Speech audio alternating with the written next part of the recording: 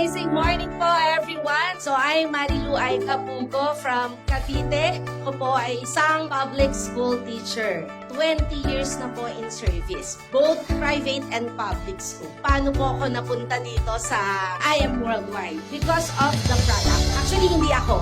Ang nanay ko. Ginamit ng nanay ko, gumanda yung result, yung sugar niya, aprobado po ng doktor. Sabi, Nay, ituloy nyo lang. Nakita ko po yung opportunity dahil ako ay almost 20 years ng empleyado. So looking po ako sa business na talagang makakatulong sa akin. Ang dami ko na pong traditional business na try. Pero nung nakita ko po ito, wow, grabe. Doing part-time, kumita po ako dito ng 1 week. Made to order of Marilu Ay Cabugo, Feb 28, 2025, 41,320 pesos.